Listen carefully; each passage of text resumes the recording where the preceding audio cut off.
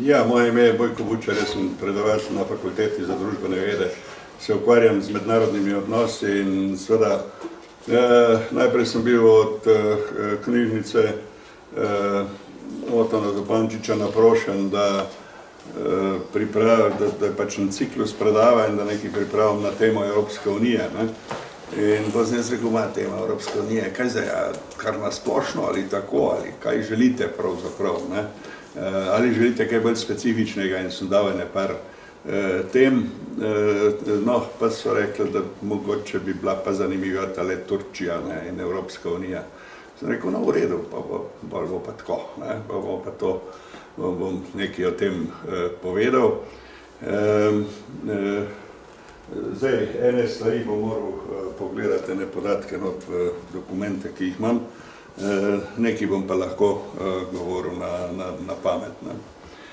Zdaj, kaj sem jaz pravzaprav hotel? Če koga zdaj zanima, ali bo Turčija vstopila v Evropsko unijo, naj ga takoj potolažim ne bo. Torej, vsaj še precej dolg časa ne. In ta razlog je strašno formalen na prvi pogled. Ti gledaš Evropsko unijo in kjerokoli državo, ki se hoče priključiti, in imaš tiste tako imane kopenhagenske kriterije in imaš acquis. Acquis je pač ta korpus, pravni korpus, ki ga ima Evropa, in temu se to moraš prevzeti, pika. Veste, ko smo se mi približevali Evropski uniji, kaj pa smo govorili o tistih pogajanjih z Evropsko unijo, veste kaj, nobenih pogajanj ni. Res, tu pa tam, mogoče dobiš kakšen časovni zamik, recimo za sprejetje česa, ali pa dobiš kakšno izjemo, ampak to je res ena izjema, ali pa dve. Recimo Slovenija je dobila izjemo to, da ima lahko cviček. V Evropi pač ni dovoljeno mešati rdeče in belo vino, in smo pač dobili tisto izjemo. Ampak zdaj, razen nekih takih izjem, seveda tisti niso nobena pogajanja, in seveda, ampak oni sem gledal, ti izpolnjuješ kriterije ali ne izpolnjuješ kriterije. In prva zahteva kopenhagenskih kriterijev, ki je, so tri kopenhagenski kriteriji, ki jih moraš izpolnjevati. Prva zahteva je, da moraš imeti stabilne institucije, ki garantirajo človekove pravice, vladavino prava in demokracijo. Najbrž ni treba na dolg in na širok razlagati, da Turčija tega trenutno ne izpolnjuje. In tako, kot kaže, še dolg ne bo. Že tudi pri ostalih zadevah seveda so neki zadržki in tako naprej. Zdaj, politična situacija v Turčiji je taka, da celo posamezni državniki že spet, bom rekel, saj ne, ampak že spet v bistvu pravijo, da bi bilo treba prekiniti pogajanja s Turčijo. Se ne, da bi zdaj pogajanja potekala. Zdaj so zamrznjena. Ampak zdaj pravijo, da bi prekinili ta pogajanja. Meni se to postavlja vprašanje in do tega se bom vrnil na konc, zato, ker vendarle mislim, da je diplomacija pravzaprav tisto orodje in v tem smislu tudi, da je to pogajanje s Turčijo pač tisto orodje, ker jim lahko kar naprej. Sej ne boš nobenega poglavja zaprl, dokler ne boš rekel, izpolnjujete to in to zadevo. Recimo tistih 35 poglavij, ki je. In dokler ne boš rekel, zapiram poglavje, se ne bojo primaknili kamor. Bi pa to, seveda, vsaj po mojem mnenju bil, pa vendarle en pritisk na Turčijo, kjer bi se po politični poti, po diplomatski poti, vendarle kar naprej in pravzaprav dopovedovali, zakaj ne morajo postati članice Evropske unije. No, v tem pravzaprav nisem mislil govoriti, dejstvo najbrž je, da Evropa relativno vsaj v zadnjem času potrebuje Turčijo, potrebuje predvsem, da je ustavila tisti nesrečen pohod teh migrantov, azilantov, beguncev, kar zdaj so že, ki prihajajo v Evropo. Tam imaš, potem Evropski parlament ugotovil, sej zadeva se res nekako uresničila, razno je na mehnem delu, tam, ki naj bi prišlo do vračanja iz Grčije, ampak še za tisti ni kriva Turčija, ampak tisti, ki pridejo v Grčijo, jih hočejo azil, pa jih pa ne smeš vrniti, dokler se to ne reši, zato tu gre še malo ne gre naprej, ampak Turčija v glavnem predvsej zaustavlja, ali pa skoraj čisto zaustavlja ta begunski tok in zato je Evropska unija plačala,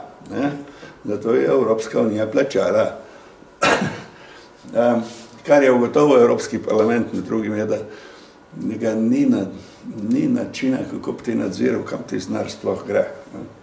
In v bistvu ne vejo, koliko gre za begunce, koliko gre kam drugam, ali kaj se pač dogaja. Ampak ja, to so neke realitete tega življenja v tej mednarodni skupnosti. Če bi bil Žleht, bi rekel, ja, Turki kot Turki, kaj pa. Ampak jaz mislim, da so tudi številne druge države ravno tako. Seveda gledajo na lastne interese najprej, potem pa na vse ostalo.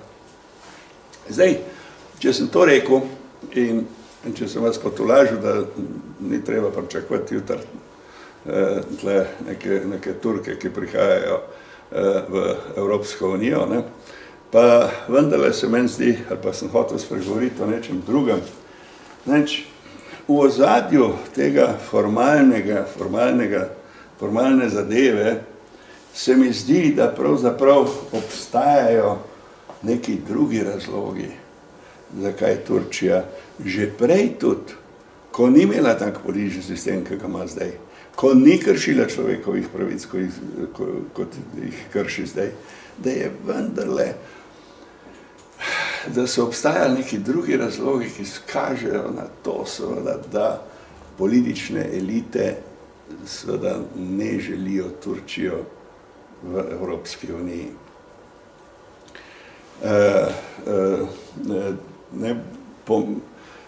Po mojem mnenju, seveda največja odgovornost je na političnih elitah. Zakaj? Zato, ker politične elite so tiste, ki odločajo. Sej vem, v Evropski uniji je veliko govora o ljudeh, pa ljudstvu, pa ne vem, demokraciji, pa ne vem čem, ampak veste, na koncu se odloča politična elita, sprejema politične odločitve in seveda v določene meri so oni, ali pa vpliva na njih, recimo javno mnenje, vplivajo na njih volivci doma, seveda morajo paziti, po eni strani. Ampak po drugi strani so pa oni tisti pravzaprav, ki na volivce vplivajo. Tako da odnos je dvoplasten. No, ampak v čem naj, ali pa zakaj, ali pa poglejmo si razloge, ki so jih navajali, ali pa ki se jih navaja, sicer ne zelo odprto, ampak vendarle se jih vedno spet navaja, malo bom to citiral, da mi je ušlo kaj, ampak kateri so ti razlogi, da Turčija ni zaželena znotraj Evropske unije. In gotovo, najbrž prvi razlog je vera, muslimanska vera. Bom razložil, zakaj. Drugi razlog je, čakaj, kaj ne pozabim. Drugi razlog je, da to ni evropska država. Tretji je ta, da obstajajo neke geopolitični izzivi ali pa geopolitični nevarnosti, če bi Turčijo sprejeli. In tretje je velikost turške države. No, zdaj pa mečkeno o tem. Često se sliši pravzaprav, da ima krščanska Evropa težave z muslimanskim svetom. Ne.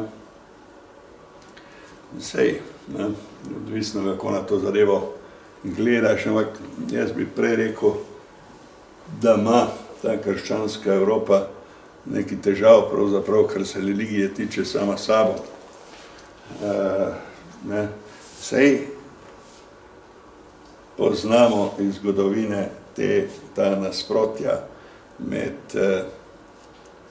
židovsko vero in krščansko vero. Ne? In potem znotraj krščanske vere ortodoksni, protestanti, katoliki. Ne? In zgodovina odnosov teh vir, seveda tudi z islamom, je bila vedno krvava. Ne? Pa je bila dostikrat krvava. Ne? In jaz mislim, da je samo bil problem, ali pa da je problem z islamom, je v bistvu, se mi zdi, precej, ampak gre tu za precej pretiravanje.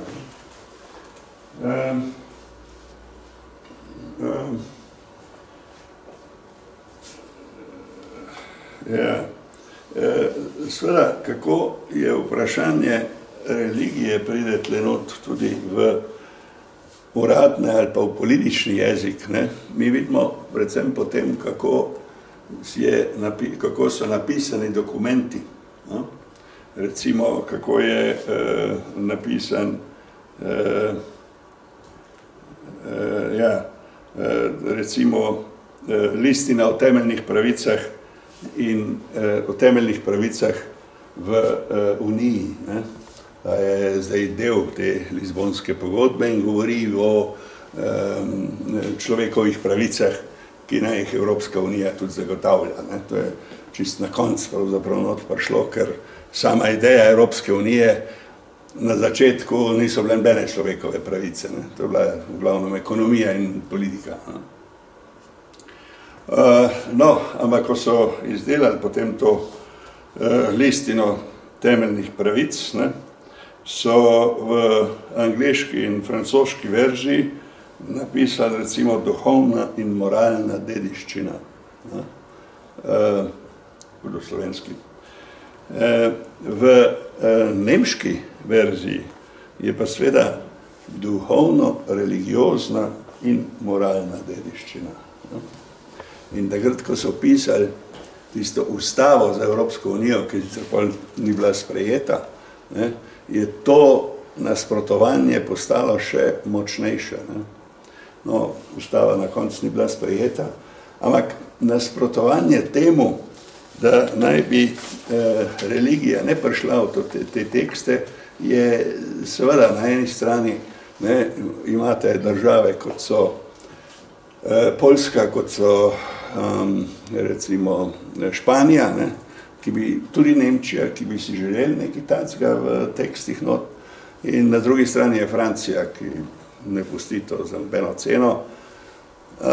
Razlog je v tem francoskemu pojmovanju stroge ločitve cerkve od države, ki izhaja v bistvu iz njihove davne zgodovine, ki so imeli še tiste verske vojne. Ne. Ampak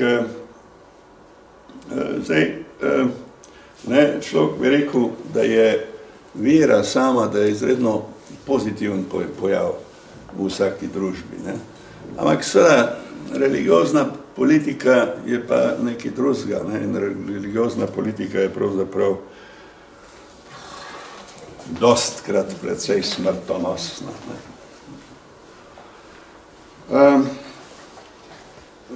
Tudi sicer, če gledamo, rečemo v letu 2004, ne, je Sveti sedež recimo odsvetoval proti mešanim zakonom, ne, med katoliki in muslimani, sej po svojega razumem, ne, ampak manj pa razumem recimo Svet Evrope, ne, da se takrat ni pravzaprav nič v glasu, da gre tu za neko diskriminacijo. Ne.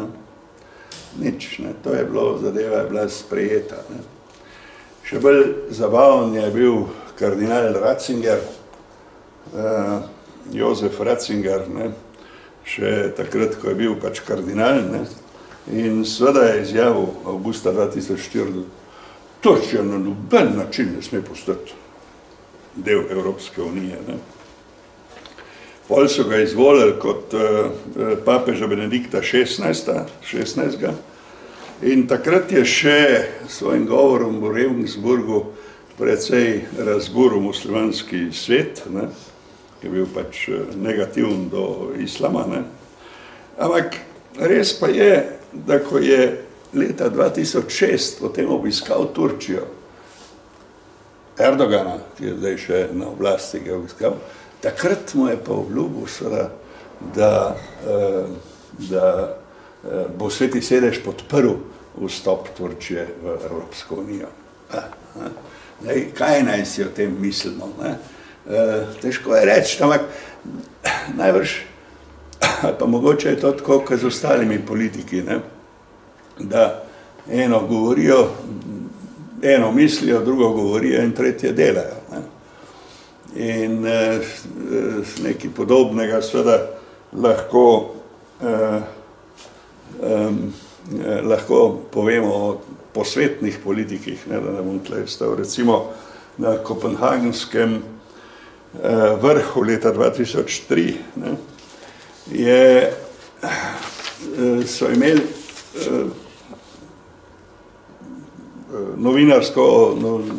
novinarsko konferenco. Ne. In vsi tisti voditelji so se zavzeli seveda za Turčijo, da naj bi postala članica Evropske unije. Med njimi je sedel recimo tudi Valéry Giscard d'Estaing, Francoz, ki je bil zelo angažiran v izdelavi tiste ustave za Evropsko unijo. In ko so ugasnile kamere, so odhajali ti politiki. Danski, ki je bilo v Kopenhagenu, danski premier pa jih ni obvestil, da pravzaprav kamere še delujejo. In ko so oni odhajali, je seveda Valéry Giscard d'Estaing rekel, Turčija ne bo nikoli v Evropski uniji, dokler sem jaz živ ali nekaj takega. Kaj je zdaj? Koliko se lahko zaneseš ti na te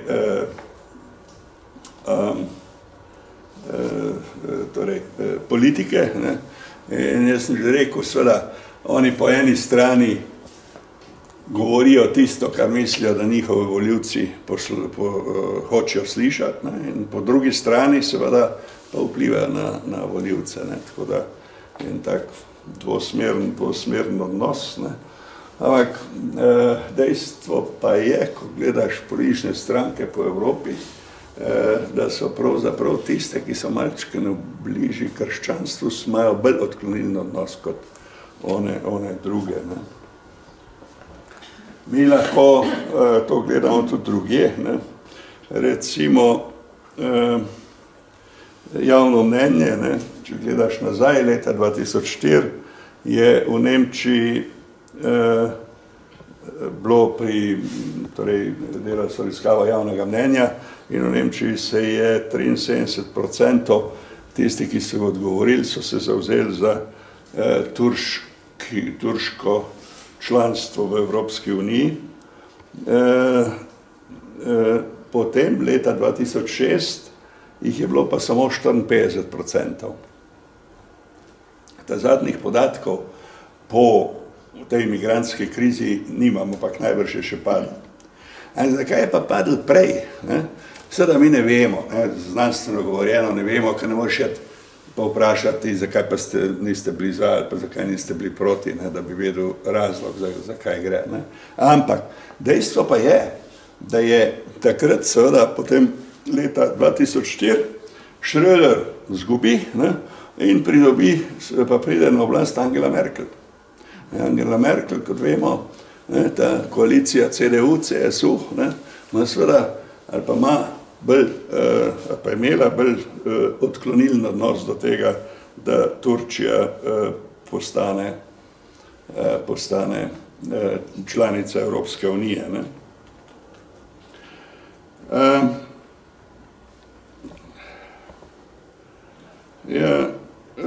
Zdaj, v bistvu pravzaprav gre za vprašanje, ne, ali mi res želimo pravzaprav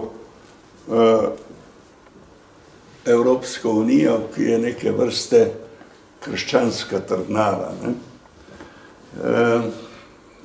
Zdaj, seveda, če bi jo imeli, ne, kot krščansko trdnjavo, potem seveda tudi države, kot je recimo Albanija, kot je Bosna, kot je Kosovo, ne bi mogli postati članice Evropske unije, ne, če bi temu bilo tako. Ne. Zdaj, mogoče bo kdo rekel, no ja, se še boljše niso, ne, ampak to je pač povedano oseben odnos do tega. Ne. Ampak pravi problem s tem v zvezi je bil, je kako se znebiti potem muslimanov v Franciji, v Nemčiji. Dobro, v Angliji nas ne skrbi več, ker bo šla ven, no, ne vem, če bo šla ven, ampak recimo, da bo šla ven iz Evropske unije, ne. Ampak dobro, v Franciji in v Nemčiji, ne. V Nemčiji je že več kot 5%, ne. In recimo 90% teh muslimanov v Nemčiji se pravzaprav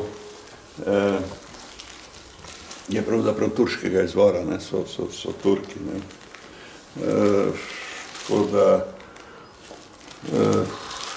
Tako da ja, ne, kaj boš zdaj z njimi naredil? V Nemčiji so celo eni parlamentarci pravzaprav turškega etničnega izvora in tudi pripadniki turške nacionalne skupnosti v Nemčiji, ne.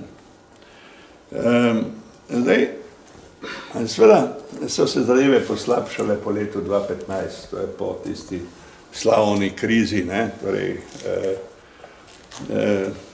krizi, kjer je prišlo do tacega vdora, ne, torej beguncev, azilantov, migrantov, karkoli že, ne. In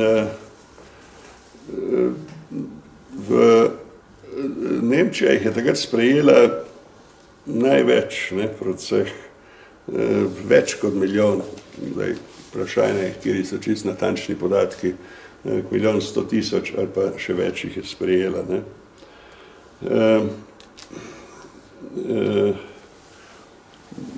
No, in to seveda ni ostalo brez vtisa ali pa brez posledic ne na prebivalstvo. Prebivalstvo seveda se začelo počutiti majčkeno ogroženo, ne. Zdaj, bodi si eni zaradi delovnih mest, drugi zaradi varnosti, tretji zaradi, ne vem, političnega ali pa kulturnega prepričanja, ne. In seveda se je to odrazilo tudi v politiki, ne.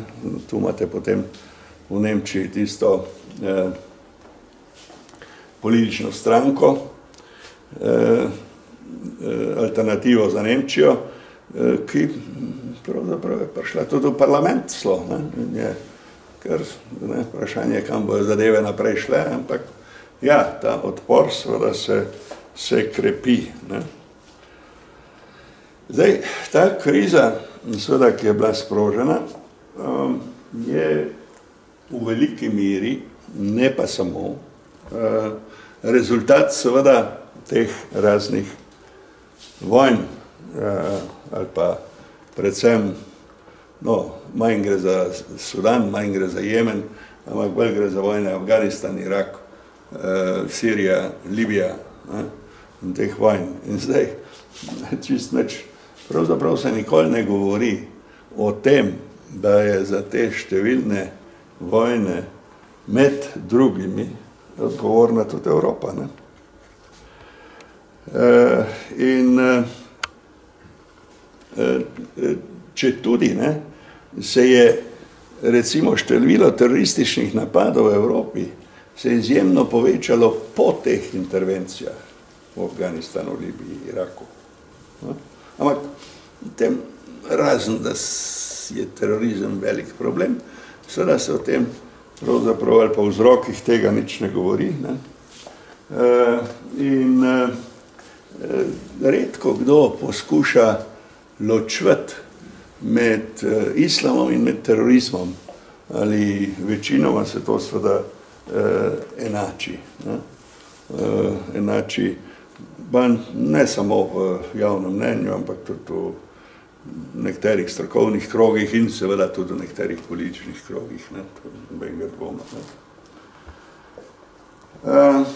Zdaj pa, kaj je tu z Evropo? Ne?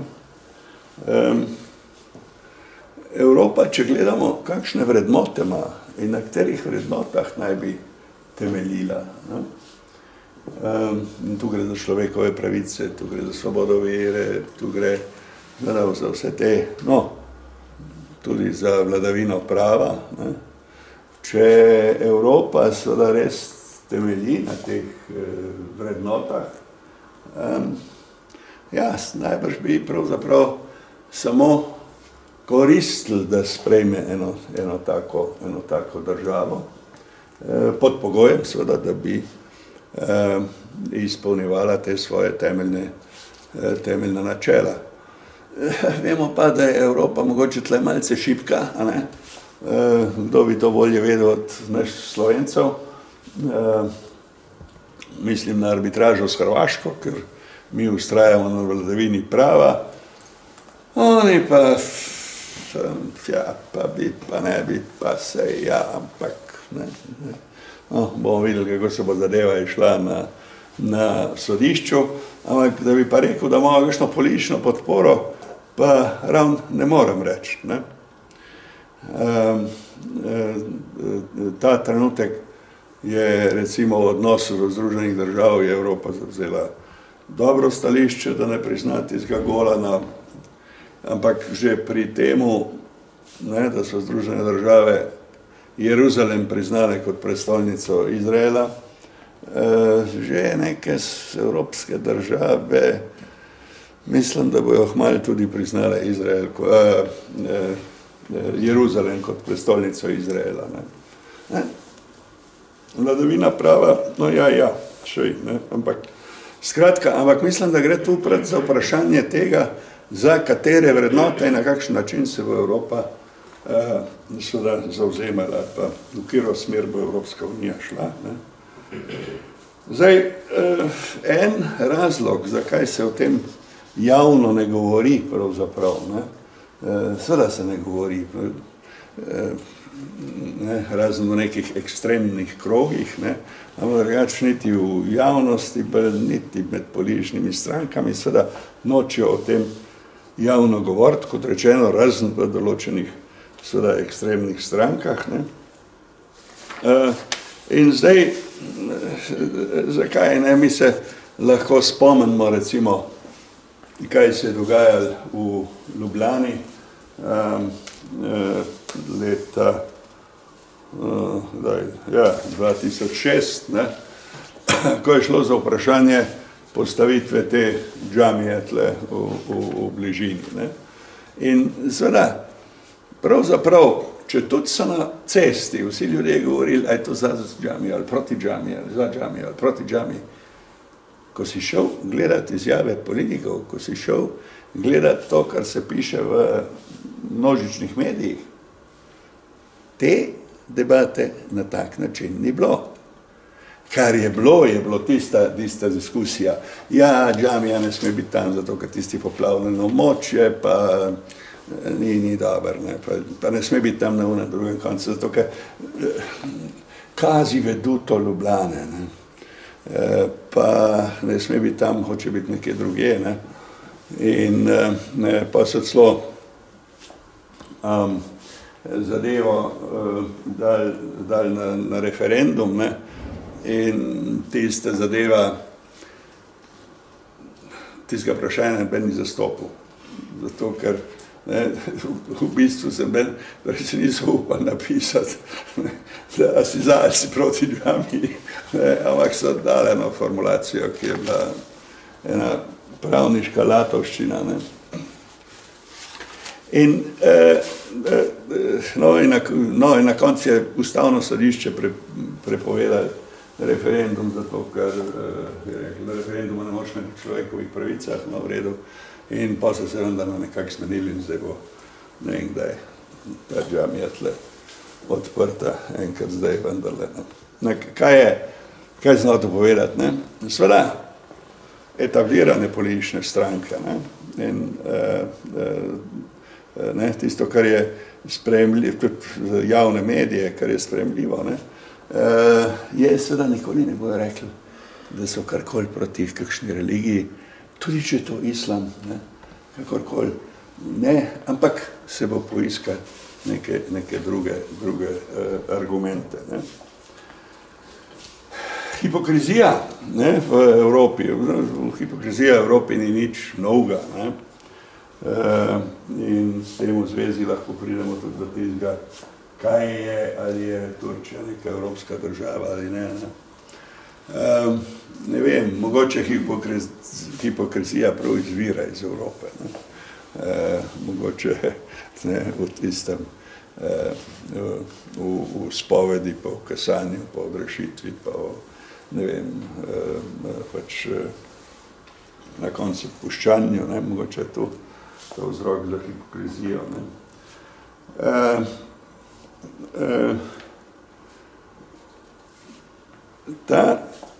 To vprašanje Turčije, potem, ko gre za vero in kaj, se dostikrat motira v to, da Turčija ni evropska država. In zdaj, kaj? Zdaj, dobro rečeš, ja, ampak poglej, sej tam ima 3 okrožja v Evropi, vsem, na tej strani, na evropski strani Bosporja, pa Istanbul je v Evropi. Reče, ja, ampak to je tako malo, da to pa v bistvu pa ni evropska država. Ampak zdaj je seveda to samo, v bistvu se to potem začne vprašanje, kje se Evropa začne in kje se Evropa konča. In to, če mi bo kdo znal odgovoriti, bo zelo fajn. Je Island Evropa ali ni Evropa. In dokam sega na vzhodu, je to Rusija, ali to ni Rusija, ali to sam pol Rusija, ali ko je to s tem. In tako naprej, skratka, ampak tudi dol, Izrael, evropska država. Seveda je tako, ampak če gledaš, recimo, geografsko so že pravzaprav, ali pa je bilo včasih razdeljen, Dardanele pa Bospor, ločita malo Azijo od Evrope. Ampak niti moderna geografija to ne gleda več tako. Moderna geografija vsem pravzaprav kombinira. Na eni strani seveda geografske značilnosti, floro in fauno, ampak na drugi strani pa tudi človeške artefakte. In zato najbrž Cipar je strašno bolj južno ležeč od polovice Turčije, pa je bil zmeri evropska država. Ali pa Armenija, pa Gruzija, recimo. Ja, tam se že razhajajo mnenja, ali je, ali ni. Ali so, ali niso. Tudi pri Izraelu se že razhajajo, v glavnem malo zaradi politike Izraela. Ampak, ja, če gledaš človeške artefakte, če mi rečemo, da je zgodovina Evrope, pa da Evropa, moderna Evropa izhaja iz stare Grčije, ok, se malo pretirava, ampak dobro, če se ideje stare Grčije prenese v renesančno Italijo, pa iz renesančne Italije v Evropo, ja, ok, zibelka evropske civilizacije je stara Grčija.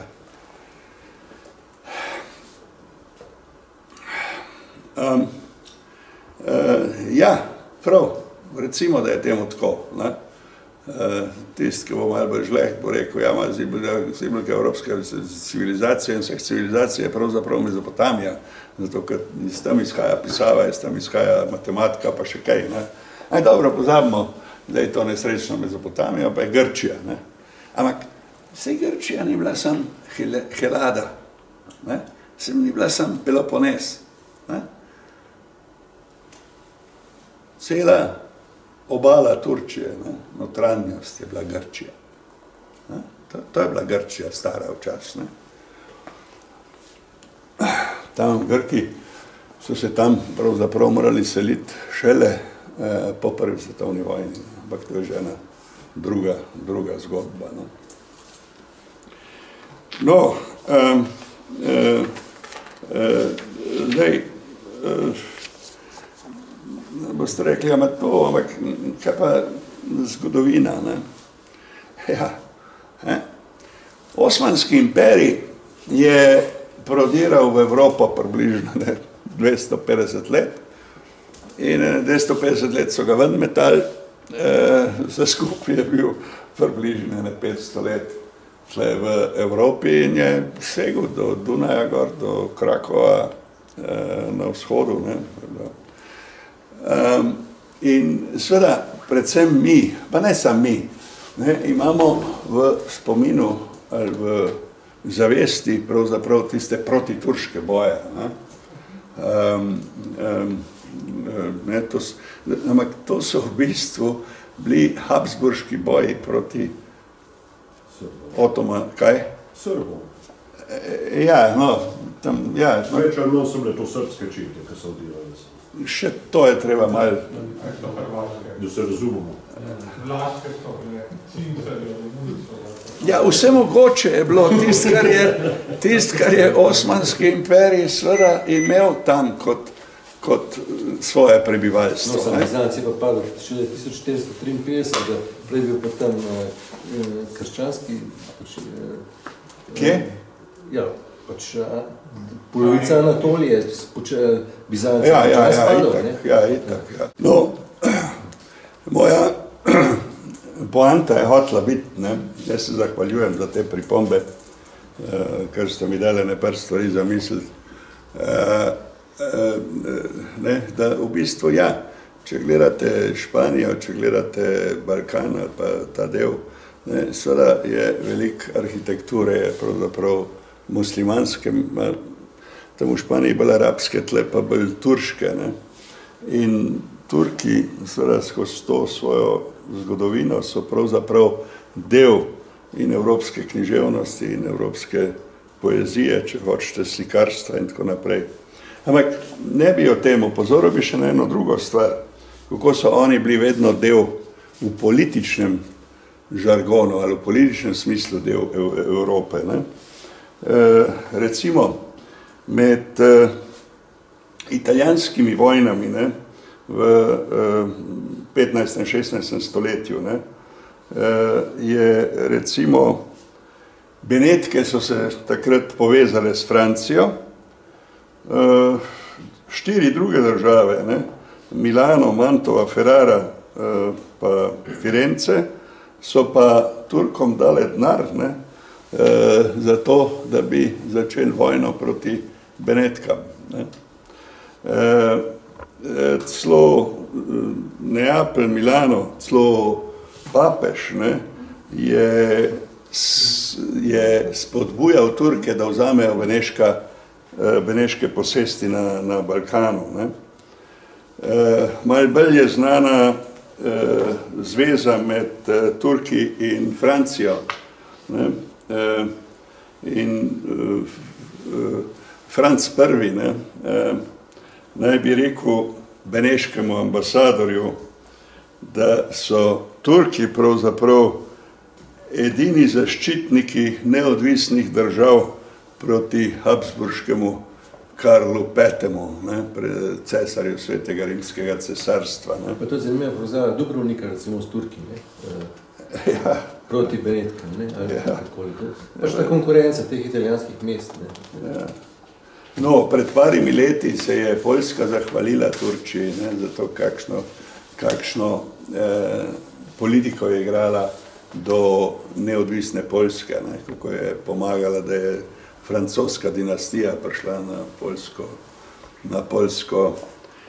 na poljski prestol in Turčija tudi nikoli ni priznala razdelitve Poljske, ne. In zato so se jim pred parimi leti zahvalili. Ne.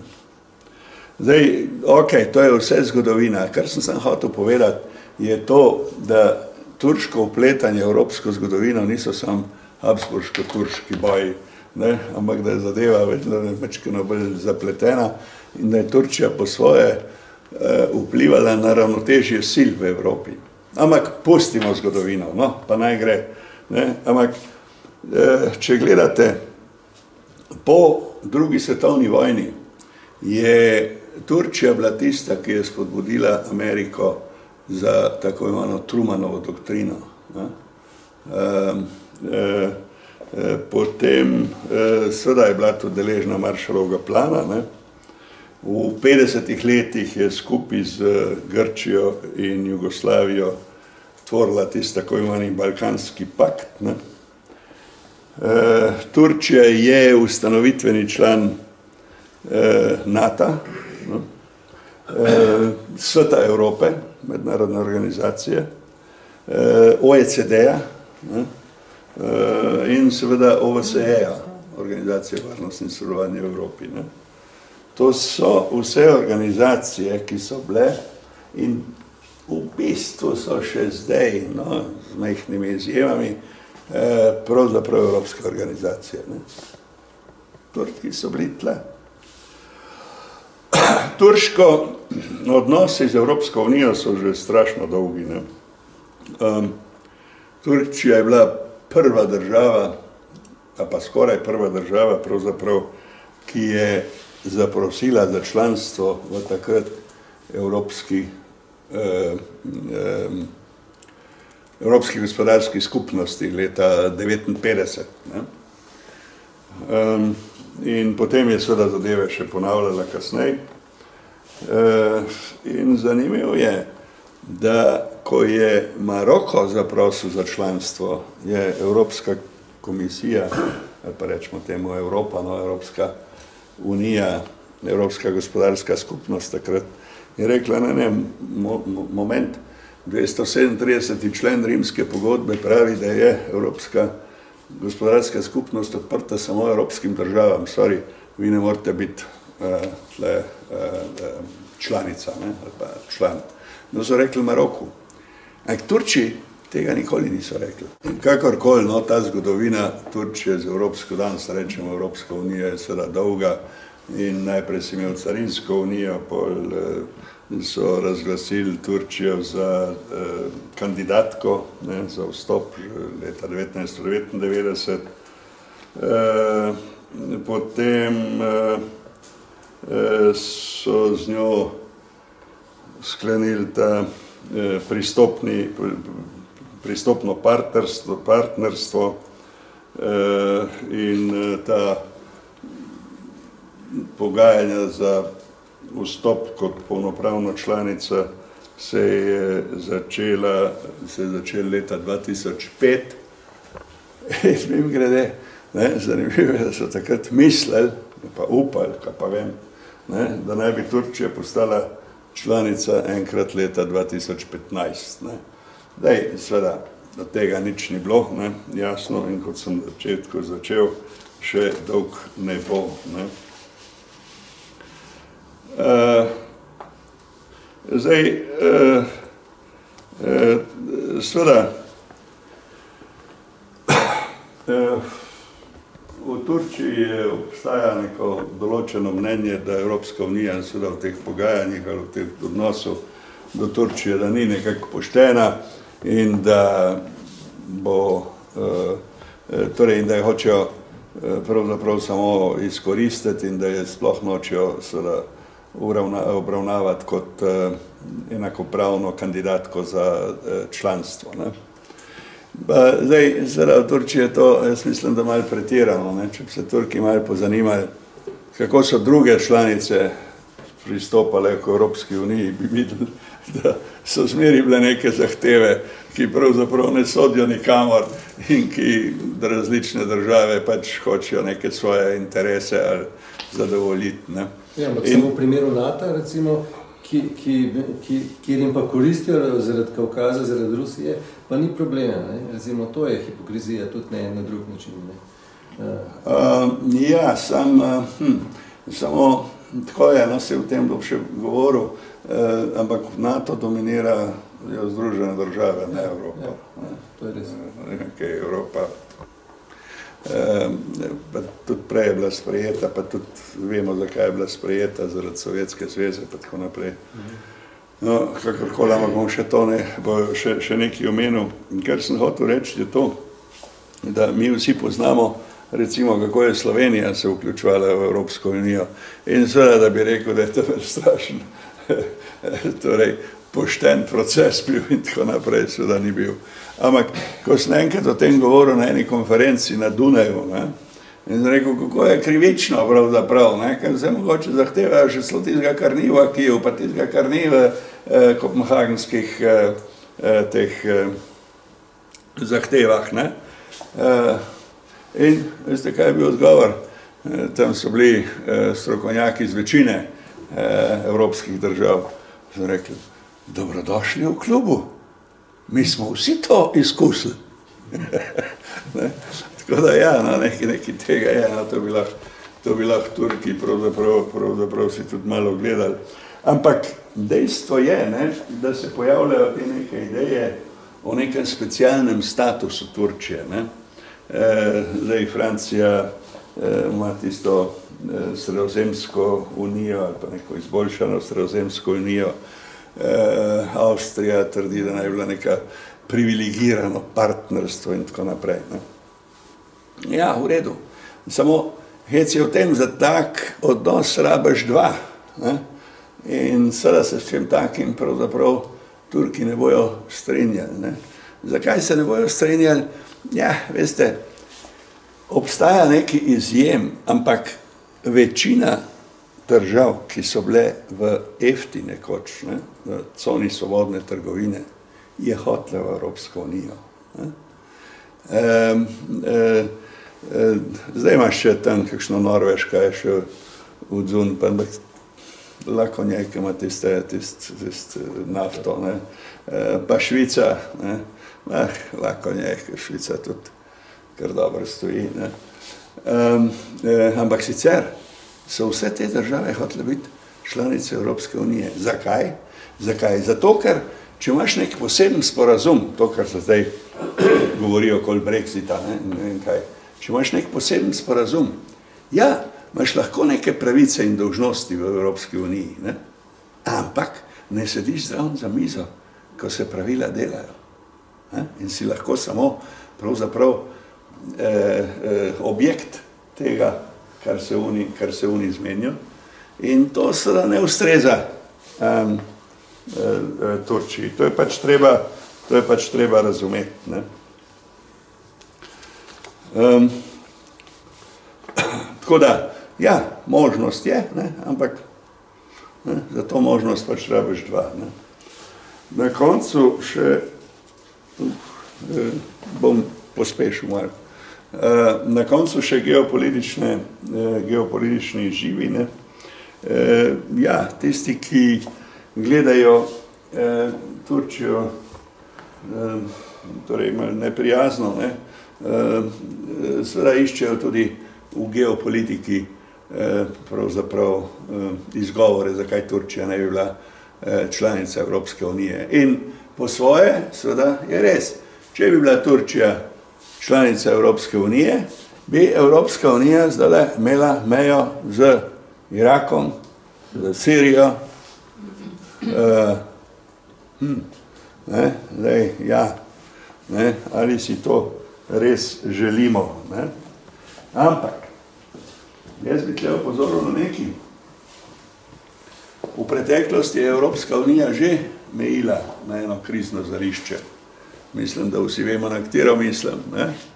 Na Jugoslavijo, na Balkan. Ne? In hec, kaj bi, ne? Takrat pa še danes doskrat slišim, se sprašujejo, pa Evropska unija ni nič naredila, pa Evropska unija. In seveda, se Evropska unija takrat ni imela niti inštrumentov za to. Ona takrat ni imela skupne zunanje politike, skupne varnostne in zunanje politike. Je ni bilo. Zato pri teh dejanjih je šlo seveda za soliranje vseh držav. Ne? Evropska unija seveda se je. Ampak, ne, ravno zaradi dogajanja v Jugoslaviji je Evropska unija ustanovila skupno zunanjo politiko, kar zdaj prehaja v ne vem, kaj prehaja, ampak recimo se širi na skupno varnostno in obrambno politiko. Ne? PESCO, recimo. Tako da, kaj je nauk iz tega? Nauk iz tega je, jaz seveda ne vem, ne, če ne bi Evropo, ki meji na to vrsten, bi rekel, krizno žarišče, če ne bi to naredilo Evropo samo močnejšo. Ne, šlohotnejšo in slabotnejšo. Ne? Ampak... Kaj ne bilo? Kako? Kaj ne bilo? Če bi bila razširjena do tja, če bi bilo to njeno sosedstvo, ne? Ja, bi bilo. Kaj močnejša? Ja, lahko da bi bila močnejša, ne? S Turki se moram verjeti. Ja. Vraga bi bila. Lahko da, ne? Zakaj pa ne? Se bomo še par stvari glede teh rekli, ne? Druga stvar je, ne? Zdaj odvisno je, kakšna je ambicija Evropske unije, ne? Ampak če bi hotela, pa če hoče, in eni pravijo, da bi morala. Eni pravijo, da itak sej vprašanje je sam kdaj, ne? Postala globalni akter, potem bi seveda morala Evropska unija spremeniti karakter, ne, ki ga ima. Danes je že globalni akter, ampak je globalni akter z dajanjem pomoči v glavnem, ne? Kar je največji donator na svetu, ne? Ampak kar seveda mnogi pravijo, ja, kaj, ne, zdaj tam pride nekdo, ne, poruši neke zadeve, ne vem, začne z neko vojno, kaj se in kaj, z uničenjem, ne, in pol Evropa tist zgradi, ne, namesto da bi tist pravzaprav, ki je to podaril, moral nositi kakšno posledico glede tega, ne. In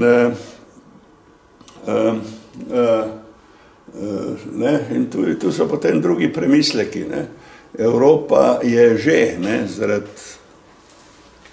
recimo zaradi Bolgarije, zaradi Romunije je že sila na Črnomorju, ne. Vprašanje je, ne, da si ne bi okrepila ta svoj položaj z Turčijo.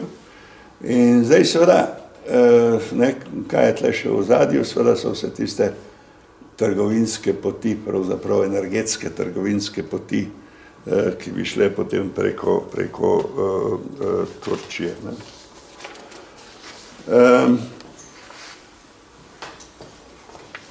Ja, ne, zdaj seveda, predvsem, ko se je Trump začel pogovarjati glede NATO,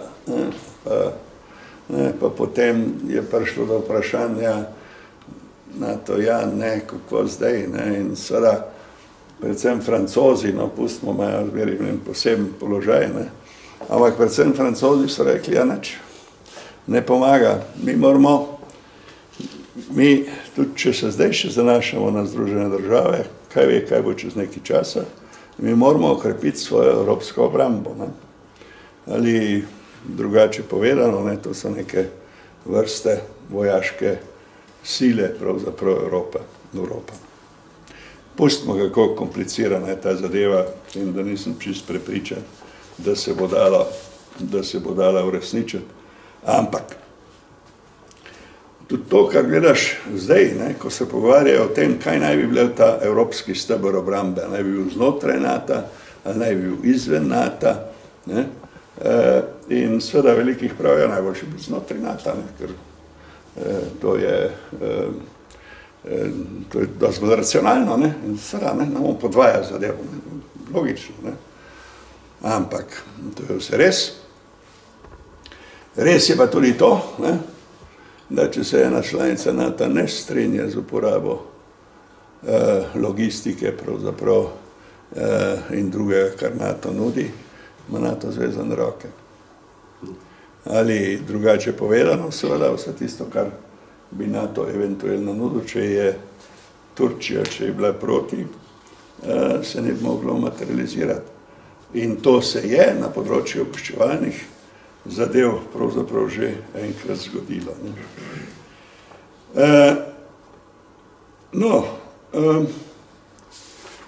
Zdaj, vprašanje je, če to mi sploh želimo ali če tega ne želimo. Ne? In jaz bi samo opozoril, da vse ti argumenti, ne, ki sem jih jaz na ta ali na oni način predstavljal, so pravzaprav argumenti, ki lahko grejo v eno ali drugo smer. Odvisno, katero ti uporabiš. Ne? In kjera se bo uporabila, je zmeri odvisna od politike. Ne, od ne vem česa. Ne? Lahko s temi argumenti si proti vstopu Turčije, lahko si s temi argumenti za vstop Turčije. Ne? Zadeva se sam instrumentalizira. No, ampak, in zdaj bom pa čist kratek, no, ker sem že malo predolg, ne, še zadnji argument je velikost Turčije. Ne. In jaz mislim, da je to prav eden od tistih zadev, ki postavlja določeno težavo pred Evropsko unijo. Zakaj?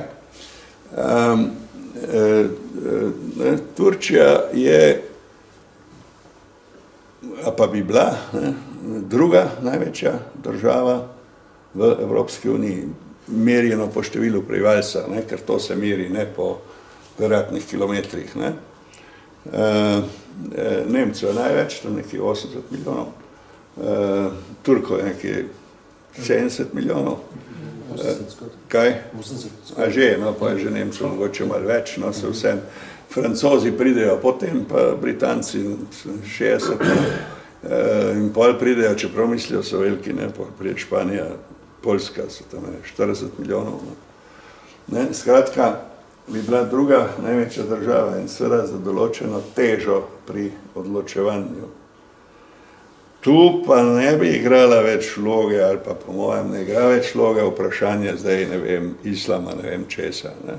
Ampak Turčija je dežela v razvoju. In mi vemo seveda, da v preteklosti določene dežele v razvoju, tudi če so bile bogate, se jih ni spustili zraven za odločanje, mizi za odločanje, da so rekli, tele pa že ne bojo namest nas, ne vem, razporejale z denarjem in drugimi zadevami. Ne. Kdo pa odloča pri tej mizi za odločanje? Britanija. Kje? Ja, ves čas govorite o neki mizi za odločanje? Britanija gre zdaj ven, ne? Kaj? Trilateralna. Ja, ne, včasih so bile najpomembnejši, so bile Nemčija, Francija, Italija, Anglija, odkar je Italija padla v gospodarske težave in druge težave, ni več tista, ne, je bila Anglija, Francija, Nemčija, in če bo šla zdaj Anglija ven, bo Nemčija pa Francija. Pa kako Nemčija, če je okupirana še vedno? Gledano ameriško... To je ljudska Amerike. Kaj? Nemčija je še vedno v podrejenem položaju. Gledano ameriško dirigirano stava je. Čudga. Nemci krasno s tem živijo. Prav dober jim gre. In v bistvu so dosegli v mirnem času tisto, kar so si pred drugo svetovno vojno želeli. So prva violina v Evropi, tle nekaj. So tudi na svetu so relativno močni, relativno. Skoži, nimajo pa politične besede, pa vojaške seveda, ker je najbolj potrebno. Vojaške ta trenutek še ne, ampak to je pa vse tista druga diskusija o katerem stebru NATO, pa evropski, pa tako naprej. Ampak, no, če gremo nazaj na velikost, veste kaj, Seveda ta velikost je pravzaprav, ja, ima še eno pa pozitivno stran, ne? In sicer spet za Nemčijo gre, ne? Nemška vlada je naredila eno raziskavo, ne? Po kateri so predvidevanja, da bo Nemčija potrebovala 12 milijonov ljudi v naslednjih 40 letih, to je 300 tisoč ljudi letno v 40 letih. In zdaj pa tudi bolj razumemo, zakaj je Angela Merkel v nesrečno že vse spustila not ali povabila not, še tisti ne veš, če bo zadost. Tako da, seveda, ta velikost Turčije po eni strani je seveda to lahko seveda rezervoar za delovno silo. Vendar sta dve zadevi, ki sta pri Turčiji, potem pri tej velikosti države pomembni.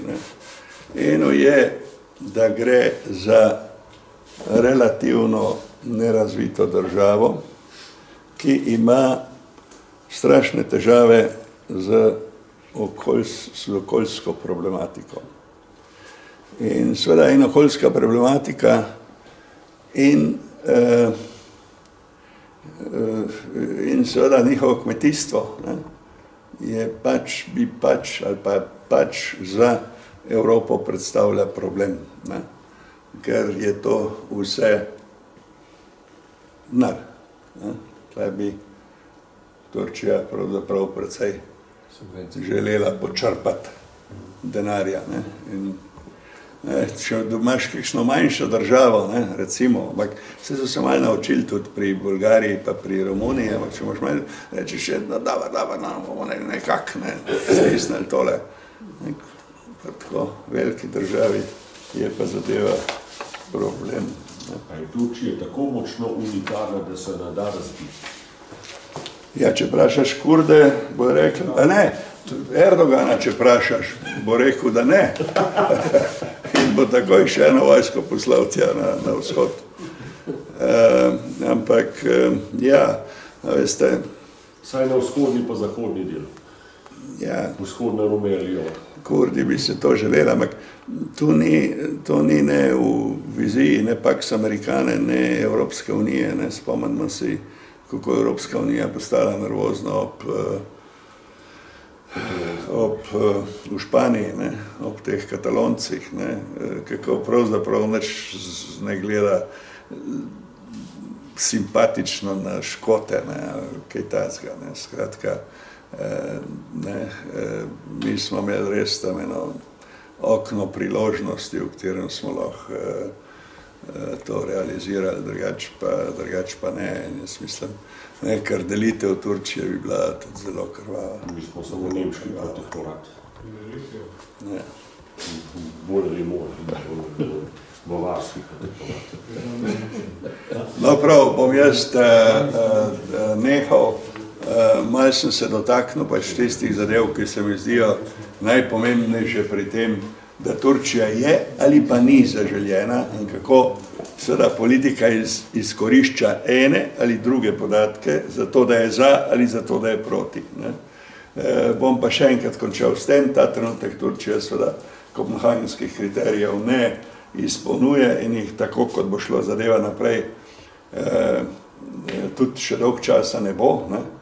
Sam naj spomnim na to, da, veste, v začetku leta, v začetku 2005 in tako naprej, tam enkrat, takrat, ko je dobila ona status za pogajanje za članstvo, je prav zanimivo, ne samo, da je Turčija bila takrat seveda izrazito ekonomsko močna, njena rast bruto domačega proizvoda letno je bila višja kot v vseh evropskih državah, ampak ne samo to, takrat je začela demokratizirati svoj politični sistem in celo začela skrbeti za človekove pravice. turška stranka Pravičnost in razvoj, ne, je dosegla tiste uspehe na začetku, ne samo zaradi tiste ekonomske rasti, ampak tudi zato, ker je dala precej